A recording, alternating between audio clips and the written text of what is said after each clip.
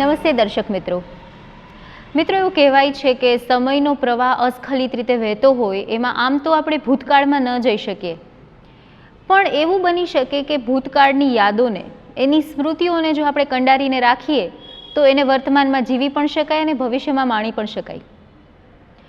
મિત્રો, આપણા ભારત દેશની જો હું વાત કરું તો ભારત દેશની પાસે એટલો સરસ સાંસ્કૃતિક વારસો છે કે કદાચ એની વાતો કરવા માટે આવા કાર્યક્રમો ઓછા પડે। ભારતના સાંસ્કૃતિક વારસાને સંગ્રહ કરવા માટે થઈને કેટલા બધા લોકો અસ્ખલિત પ્રયાસો કર્યા રાખે છે। આજે અમે આવી પહોંચ્યા છીએ જૂનાગઢના સંગ્રહાલયમાં। આજે આપણે મળવાના છીએ આ સંગ્રહાલયના ક્યુરેટરને અને જેમની સાથે વાતો કરવાની છે, જાણવાનું છે એમના પ્રવાસ વિશે, જાણવાની છે આ સંગ્રહાલયની વાતો।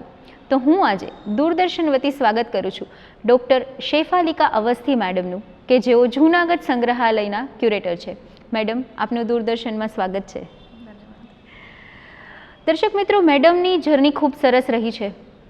इतिहासनी साथे जीववू अने इतिहासने समझवो ए कई सहेली बात नहीं। मैडमनी साथे बात करवी छे आपणे अने जाणवू छे कि आ संग्रहालय केवी रीते काम करे छे अने अहींयानी विशेषताओ शुं छे। तो सौप्रथम तो मैडम आप अमारा दर्शक मित्रों ने आपना विषे थोड़ुं जणावो। मैडम ने जैसा मेरा एक ब्रीफ इंट्रोडक्शन दिया ही है कि मैं डॉक्टर शेफालिका अवस्थी, क्यूरेटर जूनागढ़ संग्रहालय, और मैं पिछले 6 वर्षों से गुजरात सरकार में कार्यरत हूँ। इससे पहले मैं कच्छ संग्रहालय में एज अ क्यूरेटर तरीके काम कर रही थी और पिछले वर्ष ही मेरी जो है वो ट्रांसफ़र यहाँ जूनागढ़ संग्रहालय में हुई। और मैं मूल रूप से फ़तेहपुर उत्तर प्रदेश की रहने वाली हूँ और मेरे माता पिता जो है वो दोनों एकेडमिशियन ही रहे हैं। और मेरे पिता जो है वो कानपुर यूनिवर्सिटी में प्रोफेसर और head of the Hindi department थे और मेरी मदर भी जो है एक गवर्नमेंट गर्ल्स कॉलेज में प्रिंसिपल थी। तो शुरू से ही परिवार में कहीं ना कहीं एक शिक्षा का और इस तरह का माहौल रहा है। और उसके बाद मेरी प्रारंभिक स्तर की पढ़ाई लिखाई वो सारी फ़तेहपुर में हुई। उसके बाद फिर कानपुर विश्वविद्यालय, फिर इलाहाबाद, MS यूनिवर्सिटी, बड़ौदा, अलग अलग यूनिवर्सिटीज़ में मैंने जो है वो पढ़ाई की। और मेरा जो स्पेशलाइजेशन है वो प्राचीन भारतीय इतिहास और संस्कृति का रहा है। उसके अलावा मैंने म्यूज़ोलॉजी में भी सेकंड मास्टर्स किया और मेरी PhD जो है वो भागवत पुराण दशम स्कंद के पेंटिंग्स पे, जयपुर स्कूल की 18th सेंचुरी पेंटिंग्स के ऊपर आधारित है, जो कि मैंने राजस्थान विश्वविद्यालय से की थी। और उसके बाद मैंने जब अपना MS यूनिवर्सिटी से पास आउट होने के बाद मैंने जब अपना करियर शुरू किया तो मैंने बॉम्बे के विक्टोरिया एंड अल्बर्ट म्यूज़ियम, जिसको अब भावदाजी लाड म्यूज़ियम कहते हैं, वहाँ से मैंने एज अ टेक्निकल असिस्टेंट अपने काम की शुरुआत की थी। और उसके बाद फिर मरीन म्यूज़ियम नावा में एज अ क्यूरेटर काम किया, सिटी पैलेस जयपुर में एज अ क्यूरेटर काम किया, कुछ म्यूज़ियम्स में ट्रेनिंग ली, इंटर्नशिप किया। और उसके बाद सन 2017 में गवर्नमेंट म्यूज़ियम कच्छ में जो है गवर्नमेंट ऑफ गुजरात का जो संग्रहालय है कच्छ में मेरी पहली पोस्टिंग आई। और उसके बाद 2022 में मेरा ट्रांसफ़र जूनागढ़ संग्रहालय में हुआ। तो ये एक मेरे प्रारंभिक स्तर की और अभी तक के करियर की जो है ये बातचीत है। दर्शक मित्रों, एमनी पासे वातो एटली बधी छे अने मारी पासे प्रश्नो पण एटला ज छे। आजे हूँ ज्यारे जूनागढ़ संग्रहालयनी मुलाकाते आवी तो एवी घणी बधी वातो हती के जेना माटे मारे माहिती जोती थी। तो मने एवुं थयुं के शा माटे हूँ एक ज माहिती लऊं, तमने लोकोने पण माहिती मळवी जोईए ने। तो आवो मैडमनी साथे वात करीए। मैडम, सौ प्रथम तो आप अमने ए जणावो कि आ संग्रहालय, जूनागढ़ना संग्रहालयनो इतिहास शुं छे, केवी रीते एनी शरूआत थई, आ जूनागढ़नुं संग्रहालय केवी रीते बन्युं? देखिए, जूनागढ़ संग्रहालय के अगर हम इतिहास पे दृष्टिपात करें तो सन 1901 में ये संग्रहालय जो है वो सक्कर बाग यहाँ का एक एरिया है और ज़ू है, तो वहाँ पे ये संग्रहालय स्थापित हुआ था। और उसके बाद दीवान चौक में भी एक गवर्नमेंट का संग्रहालय रहा, मतलब एक ही जो है क्या कहते हैं अम्ब्रेला के नीचे वो 2 म्यूज़ियम्स रन कर रहे थे। और सन 2014 में ये जूनागढ़ संग्रहालय इस बिल्डिंग में शिफ्ट किया गया। उसके पीछे बहुत से अपने जो है कारण भी रहे। लेकिन जहाँ तक इस म्यूज़ियम की स्थापना की बात है उसके विषय में मैं आपको थोड़ा सा ये जानकारी दूँ कि अगर हम लोग जितने भी म्यूज़ियम्स हैं जो ब्रिटिश पीरियड में हिंदुस्तान में स्थापित हुए थे, अगर आप उनको देखें तो कहीं ना कहीं आप ये पाएंगे, चाहे वो पटना का म्यूज़ियम रहा हो, चाहे वो Baroda museum and picture gallery रहा हो, चाहे वो भावदाजी लाड म्यूज़ियम जीजा माता उद्यान का बॉम्बे का हो, या फिर वो इंडियन म्यूज़ियम कलकत्ता रहा हो, और लखनऊ का स्टेट म्यूज़ियम है, यहाँ तक कि ये जूनागढ़ म्यूज़ियम। तो उस समय जो कॉन्सेप्ट था तो वो ज़्यादातर ये था कि ये जितने भी म्यूज़ियम्स थे आप इनको देखें तो ये कहीं ना कहीं ऐसे प्रेमाइसेस में थे जहाँ पे म्यूज़ियम के अलावा बॉटेनिकल गार्डन भी था, जूलॉजिकल गार्डन भी था, कई जगह पे फ़िश हाउस भी थे, और उसके पीछे एक उद्देश्य ये कह लीजिए कि ये था कि उस समय रिक्रिएशन के बहुत ज़्यादा साधन नहीं हुआ करते थे। म्यूज़ियम्स भी जब नए नए हिंदुस्तान में आए, चाहे वो रॉयल फैमिलीज़ के द्वारा इस्टेब्लिश किए गए हों, चाहे वो ब्रिटिशर्स के द्वारा इस्टेब्लिश किए गए हों, लेकिन उनमें ये था कि वो एक ऐसी चीज़ थी जो कि वो कॉन्सेप्ट यूरोप से ट्रेवल होकर के इंडिया में आया, और यहाँ पे जब लोगों ने उनको दिखाना शुरू किया तो बहुत सारे ऐसे लोग थे कि जैसे संग्रहालय को ये समझेंगे कि यहाँ पे बहुत सारे इंटेलेक्चुअल लोग आ सकते हैं, या कई बार ऐसा भी हो सकता है कि अगर कोई स्पेशलाइज्ड म्यूज़ियम है तो वो व्यक्ति जो है क्या कहते हैं वो थोड़ा सा स्पेशलाइज्ड दृष्टिकोण से उसको देखेगा। और चूँकि समाज में हर वर्ग का व्यक्ति होता है, चाहे वो स्त्रियाँ हों चाहे वो बच्चे हों, तो उस समय ये जो कॉन्सेप्ट आया था कि उनको हम ऐसे प्रेमाइसेस में रखेंगे जहाँ 3-4 जो है अलग अलग जगह मतलब रिक्रिएशन के साधन हो सकें, ज़ू हो सके, बॉटेनिकल गार्डन हो सके, तो वो सभी वर्ग के लोगों की रुचियों को ध्यान में रखते हुए मतलब इस्टेब्लिश किए गए थे। ठीक इसी तरह से जूनागढ़ संग्रहालय भी 1901 में आया, और जिसका श्रेय उस समय के नवाब रसूल खान बाबी, तो उनके समय में उनको क्रेडिट जाता है। और जहाँ तक आप इस संग्रहालय की जो लोग मुलाकात लेंगे या जिनको नहीं जानकारी है उनको मैं बता दूं कि यहाँ पे हमारा जो कलेक्शन है वो सिर्फ ऐसा कलेक्शन नहीं है जो कि रॉयल्टी को ही प्रदर्शित करता हो या नवाबों के कलेक्शन को ही दिखाता हो, बल्कि ऐसा कलेक्शन भी है जो आर्कियोलॉजिकल एक्सकावेशन से कलेक्ट किया गया है, एक्सप्लोरेशन से जो है वो कलेक्ट किया गया है, ट्रेजर ट्रोव के माध्यम से कलेक्ट किया गया है, परचेज़ के माध्यम से कलेक्ट किया गया है। और जहाँ तक संग्रहालय की प्रकृति की अगर हम बात करें तो ये एक मल्टीडिसिप्लिनरी म्यूज़ियम है। यहाँ पे आपको स्कल्पचर्स भी मिलेंगे। स्कल्पचर्स में हमारे पास ब्राह्मणिकल स्कल्पचर्स हैं, बुद्धिज़्म के हैं, जैनिज़्म के हैं, और सब में हैं, मेटल के भी हैं, लकड़ी के भी हैं, पत्थर में भी मिलेंगे। उसके अलावा वेपन्स का एक हमारे पास बहुत अच्छा कलेक्शन है, और वेपन्स और या आर्म्स एंड आर्मरी जिसको हम कह लें, ये एक ऐसी चीज़ है which was something there in the air. मतलब जो भी राजे रजवाड़े रहे हैं या नवाबों का घराना रहा है, तो उसमें ये कुछ ऐसी चीज़ है जो कि मैंडेटरी ही थी कि वहाँ पे ये कलेक्शन होगा ही होगा। उसके अलावा टेक्सटाइल का कलेक्शन है, मिनिएचर पेंटिंग्स का है, ऑयल पेंटिंग्स का है, और हम लोगों के पास कॉइन्स हैं, कॉपर प्लेट्स का कलेक्शन है, ऑयल पेंटिंग्स का कलेक्शन है, और पालकी वगैरह का जो है।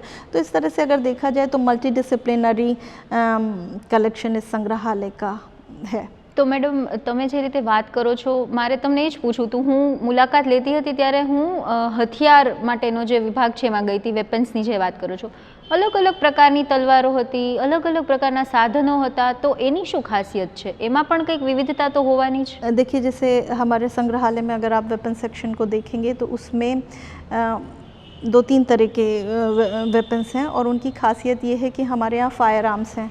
Fire arms in the sense कि उसमें रिवॉल्वर भी है, उसमें माउज़र भी है, उसमें बंदूकें भी हैं, और उसके अलावा जो वेपन्स हैं जो कि मेडवल पीरियड के जिन्हें हम कह सकते हैं ये वेपन्स हैं, उनमें तलवारें भी हैं, आपने जैसे जिक्र किया, अलग अलग प्रकार की कटारें हैं, शील्ड हैं, और उसके अलावा गन पाउडर फ्लास्क हैं, टाइगर्स क्लॉ है। तो ऑब्वियसली जब हम लोग इन वेपन्स को देखते हैं तो उसमें भी जैसे आपने बात की कि इनकी अलग अलग खासियत क्या होती है, तो अगर हम लोग उदाहरण के तौर पे अगर मैं तलवारों की ही बात करूं या तलवार को ही उठाऊं, तो उसमें आपको अलग अलग प्रकार की तलवारें भी देखने को मिलेगी। अब तलवारों में भी जैसे शमशीर होती है, उसके अलावा खांडा होता है, तलवार स्वयं में होती है। तो इन जो वेपन्स हैं, मतलब तलवार एक ही है, शब्द एक ही है, लेकिन उसके अलग अलग जैसे वो प्रकार हैं, या कह लीजिए कि उनकी अलग अलग प्रजातियां हैं या उनकी अलग अलग एक तरह से स्पेशीज़ हैं। ठीक इसी तरह से कटारों में भी होता है कि जैसे इंग्लिश में हम लोग कह देंगे कि सबको कि डैगर्स हैं, लेकिन अगर जैसे हम लोग उनकी स्पेशलिटी को देखें, खासियत को देखें, तो डैगर्स में भी हमें जमधर दिखेगा, हमें छुरी दिखेगी, पेशकब्ज़ दिखेगा, चाकू दिखेगा, और वो अलग अलग तरीक़ों से बने भी होते हैं और सबकी फंक्शनिंग भी अलग अलग होती है। सबका वेट वगैरह वज़न क्या है वो भी जो है वो अलग अलग होता है। तो बहुत सारे वेपन्स ऐसे हैं कि उनमें अगर आप उनकी डिटेलिंग में जाएँ, उनके पार्ट्स अलग अलग होते हैं कि जैसे आप सोड ही लीजिए तो उसके साथ उसकी शीथ होगी, शीथ के भी अलग पार्ट्स होंगे, उसके साथ उसका चेप होगा, उसके साथ उसका ब्लेड होगा। तो it's a very interesting subject and it's a very interesting topic as well. Madam સંગ્રહાલયની મુલાકાત વખતે એક બહુ ખાસ વિભાગ હતો પાલખીનો, અલગ અલગ પ્રકારની પાલખીઓ ત્યાં જોઈ, તો એની શું વિશેષતા છે? हमारे यहाँ पे एक सेक्शन है जहाँ पे हम लोगों ने पालकियाँ डिस्प्ले की हुई हैं। उसके अलावा ऊपर का जो फर्स्ट फ्लोर का कॉरिडोर है वहाँ पे भी हम लोगों ने कुछ पालकियों को डिस्प्ले किया है। और यहाँ पे भी वही एक बात आती है कि जैसे इन जनरल हम लोग सभी को पालकी बोलते हैं, तो पालकी का जो ओरिजिन है वो संस्कृत शब्द पालकिन से हुआ है। और उसको जब ब्रिटिशर्स आए तो उसको उन्होंने उसका अपभ्रंश करके उसको पालन क्वीन कर दिया, और पालन क्वीन से जो है ये पालन क्वीन नाम का वर्ड जो है वो वहाँ से निकल करके आया। तो इन जनरल जैसे पालन क्वीन की बात करें तो हम लोग हिंदी में उसको कहेंगे कि वो पालकी है, लेकिन उसमें भी अलग अलग बहुत तरह की वैरायटी होती है। जैसे उसमें तख्ते रवा होता है, पालकी होती है, हौदा होता है, अम्बाबारी होती है, तावदान होता है। ये सारी उसकी अलग अलग जो है वो टाइप्स हैं और उनकी सबकी अपनी अलग अलग विशेषताएं भी होती हैं। वो उदाहरण के तौर पे अगर हम लें तो जैसे अगर हम हौदा की बात करें तो हौदा तो जनरली ऊपर से ओपन होता है और उसमें आगे एक सीट होती है और पीछे एक सीट होती है। तो वो जो बड़ा वाला सेक्शन होता है वो जनरली राजा या महाराजा के लिए या नवाब के बैठने के लिए होता है, पीछे वाला अटेंडेंट के लिए होता है, और जो महावत होता है वो आगे जो है वो नेक में गर्दन पे बैठेगा एनिमल के, हाथी के। उसके अलावा हम लोगों के पास कैमल सैडल्स भी हैं। अम्बाबारी जो होती है वो भी सेम उसी की तरह होती है, लेकिन अम्बाबारी ऊपर से कवर्ड होती है। पुरुषों को ले जाने के लिए अलग पालकी होती है, स्त्रियों को ले जाने के लिए अलग पालकी होती है। और जनरली जिस टाइम में मतलब इतना कैरेजेस का या ट्रांसपोर्ट का इन्वेंशन नहीं हुआ था, उस समय ये पालकियों का यूज़ किया जाता था ताकि एक स्थान से दूसरे स्थान तक लोगों को ले जाया जा सके। और जनरली 2, 4 और 6 की संख्या में इसमें लोग एम्प्लॉयड होते थे ताकि वो उन कैरेजेस को सपोर्ट देकर, खासकर जो ले जाने वाले होते थे, जिनमें हम बात करें, पालकी की बात करें, तख्ते रवा की बात करें। बाकी कुछ ऐसे भी हैं जो कि एनिमल्स के ऊपर जो है वो फिक्स किए जाते थे। अम्बाबारी है, उसमें तावदान है, ये हौदा है, कैमल सैडल है। तो इस तरह के हम लोगों के पास बहुत अप्रॉक्सीमेटली 10-12 के आसपास कुछ हम लोगों ने डिस्प्ले करके रखी हुई हैं। આજે અમે જ્યારે અહીં મુલાકાત લેવા આવ્યા ત્યારે અલગ અલગ પ્રકારના વિભાગો જોયા। ક્યાંક અમે જોયું કે પેઇન્ટિંગ સરસ છે, ક્યાંક અમે જોયું કે ફર્નિચર ખૂબ સરસ છે, પણ એ ખાલી જોવા ખાતર તો જોવાનું નથી, આપણે સાથે સાથે માહિતી પણ લેવી જ છે। તો મેડમ મારે એ જાણવું છે કે જ્યારે જૂનાગઢ કોઈ આવે છે સંગ્રહાલયની મુલાકાત લેવા માટે, તો બીજા સંગ્રહાલય કરતાં અહીંયા શું अलग છે? કોઈ એવી ખાસિયત, તમારી કોઈ એવી વિશિષ્ટતા, સ્પેશિયાલિટી કહી શકાય જેને આ સંગ્રહાલયની, એવું ખરા? रॉयल फैमिलीज़ के जो म्यूज़ियम्स हैं, अगर उनमें आप जाएं तो आपको मोर और लेस ज़्यादातर एक ही तरह का कलेक्शन दिखेगा। वहाँ पे भी टेक्सटाइल होगी, कॉइन्स होंगे, ट्रांसपोर्ट्स होंगे। उसके अलावा ग्लास सेक्शन होगा, वेपन्स का होगा, स्कल्पचर्स भी होंगे। आर्कियोलॉजिकल म्यूज़ियम में आप जाएंगे तो वहाँ पे आपको आर्कियोलॉजिकल ऑब्जेक्ट्स मिलेंगे। लेकिन जैसे आपने कहा कि वो किस मामले में जो है वो दूसरे संग्रहालयों से भिन्न है, तो जब इतिहास जो है वो भिन्न हो जाता है तो उसके साथ साथ जो है क्या कहते हैं, वहाँ पे रखी चीज़ें और वहाँ के वस्तुओं में अपने आप एक भिन्नता आ ही जाती है। बहुत सारे आर्कियोलॉजिकल म्यूज़ियम्स हो सकते हैं भी, बहुत सारे जो है वो मल्टी डिसिप्लिनरी म्यूज़ियम्स हैं, बहुत सारे पर्सोनेलिया म्यूज़ियम्स हैं, लेकिन उनका कलेक्शन ही जो है एक दूसरे से हर रूप में इतना जुदा होता है कि वही अपने आप में खासियत है। क्योंकि इतिहास उस जगह का अलग है, वहाँ की जो है क्या कहते हैं, वहाँ के जो कल्चर है, वहाँ की जो हिस्ट्री है। हिंदुस्तान में तो ऐसा ही कहा जाता है कि ना, कि एक कहावत है कि हर कोस पे जो है आप चलेंगे तो वहाँ पे पानी और बानी जो है वो दोनों आपको बदला हुआ मिलेगा। तो यही खासियत है और यही खूबसूरती है। लेकिन जहाँ तक जूनागढ़ संग्रहालय की बात करें तो यहाँ पे हम लोग लोगों के अशोक के इंस्क्रिप्शंस जो है वो, क्योंकि जूनागढ़ हेरिटेज के मामले में प्राचीन काल से ही जो है वो बहुत रिच रहा है, तो अशोक के इंस्क्रिप्शंस हैं हमारे यहाँ, एक वो ख़ास बात है। उसके अलावा हमारे पास बेल्जियम ग्लास का एक मतलब सेक्शन है और उसमें बहुत सुंदर जो है वो ऑब्जेक्ट्स डिस्प्ले किए गए। Aesthetically they are very appealing, लेकिन उसके साथ ही साथ जो बेल्जियम ग्लास की खासियत होती है तो उसको मैं मेंशन स्पेशली करना चाहूँगी कि वो हमारे यहाँ पे एक सेक्शन है और आर्कोलॉजी का सेक्शन, ये दो सेक्शन ऐसे हैं जो बहुत अपीलिंग हैं। तो હવે મને એ પ્રશ્ન થાય કે આટલી સરસ વસ્તુઓનો સંગ્રહ જ્યારે તમે કરો છો, અલગ અલગ પ્રકારના સેક્શન્સને મેન્ટેન કરો છો, તો આની જાળવણી કરવી પણ એક ચેલેન્જ હોઈ શકે. એને તમે સાચવો છો કેવી રીતે, એની માવજત કેવી રીતે કરો છો? આ બધું જ કલેક્શન છે એને તમે મેન્ટેન કેવી રીતે કરો છો? देखिए, जैसे हम लोग तो क्यूरेटर्स हैं, तो हम लोग प्रिवेंटिव क्यूरेशन करते हैं। जैसे एक इंग्लिश में फ्रेज़ भी होता है कि prevention is always better than cure. तो कोई भी चीज़ जो है वो बिगड़े, कोई भी चीज़ ख़राब हो, इससे पहले ही हम लोगों को उसका पूरा एहतियात बरतना चाहिए और हम लोग उसको लेते भी हैं। वो कई बार बहुत डिपेंड करता है कि हमारे यहाँ पे क्लाइमेटिक कंडीशंस किस तरह की हैं, ह्यूमिडिटी ज़्यादा है और उसके अलावा या फिर टेम्परेचर ज़्यादा है, तो उन चीज़ों के ऊपर ये सब बहुत डिपेंड करता है। उसके अलावा कई बार ऐसा भी होता है कि आपने ऑब्जेक्ट्स को किस तरह से डिस्प्ले करके रखा है, टेक्सटाइल को आपने किस तरह से डिस्प्ले करके रखा है, तो ये सारी बातें ऐसी होती हैं जिसमें हम लोगों को प्रिवेंटिव कंजर्वेशन को ध्यान में लेना पड़ता है।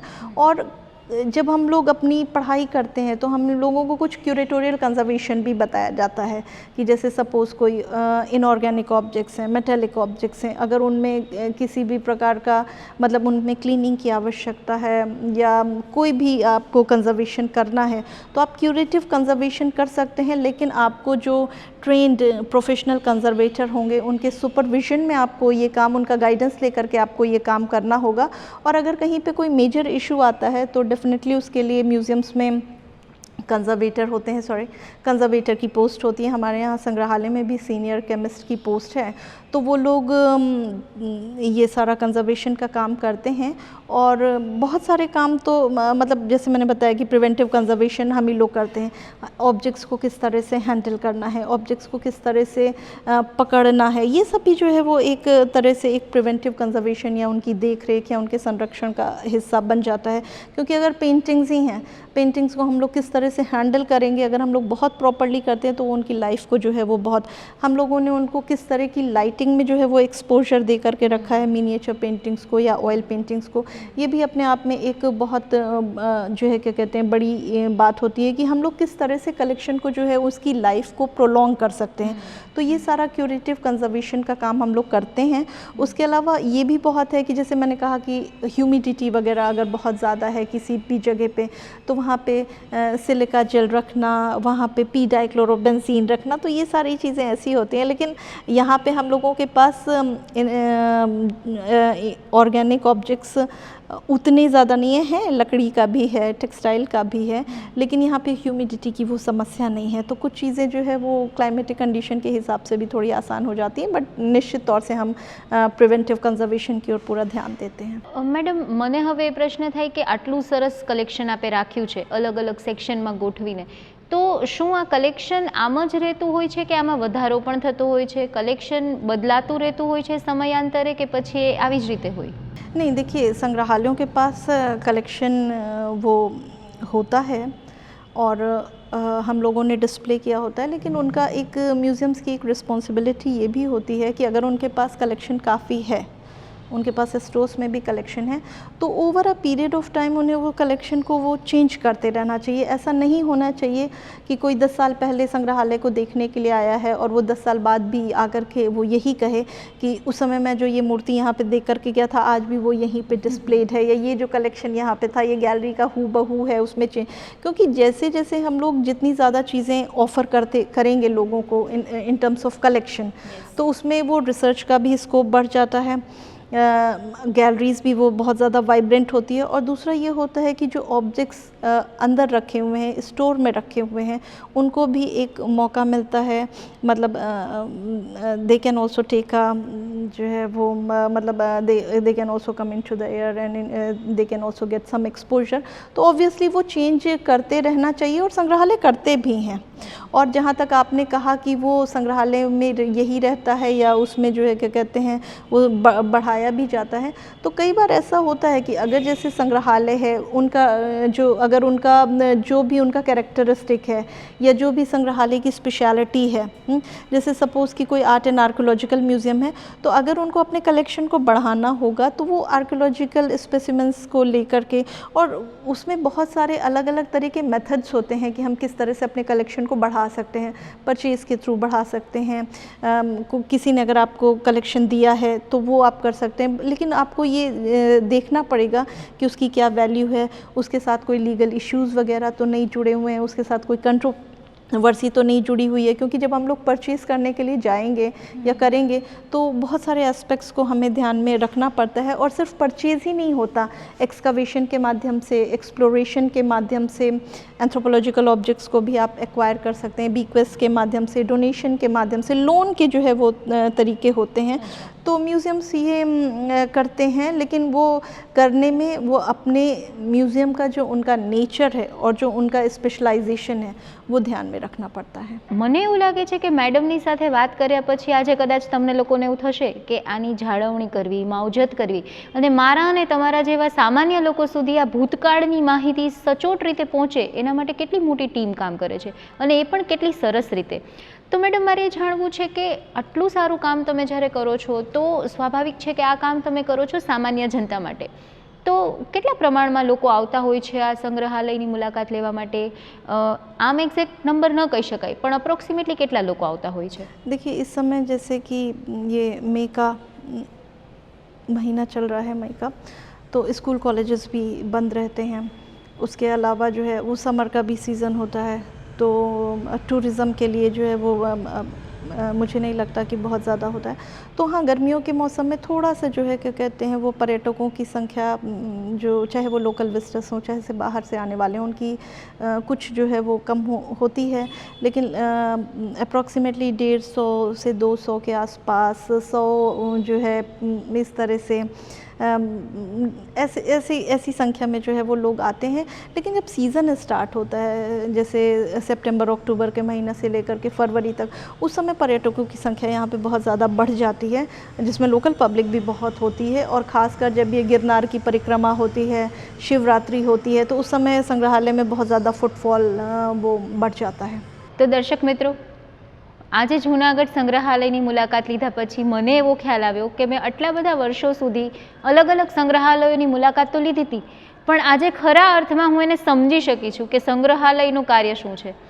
આપણા જેવા સામાન્ય લોકો સુધી ઇતિહાસ પહોંચી શકે એના માટે બહુ બધા પ્રયત્નો થઈ રહ્યા છે। હવે પછીથી જો આપણે જઈએ સંગ્રહાલયમાં અને એની સચોટ માહિતી ન મેળવીએ તો એ વાંક આપણો રહેશે। તો આજના આ એપિસોડમાં ડૉક્ટર શેફાલિકા અવસ્થી મેડમે આપણને ખૂબ સરસ માર્ગદર્શન આપ્યું, માહિતી પહોંચાડી અને આપણને સૌ કોઈને જ્ઞાન આપ્યું। એના માટે હું દૂરદર્શન વતી આપનો ખૂબ ખૂબ આભાર માનું છું। આપે અમારા દર્શક મિત્રોને આ માહિતી પૂરી પાડી એના બદલ ખૂબ ખૂબ આભાર। અને દર્શક મિત્રો, ફરીથી ક્યારેક આવા જ કોઈ સરસ એપિસોડ સાથે મળીશું। આજે રજા લઈએ, ધન્યવાદ।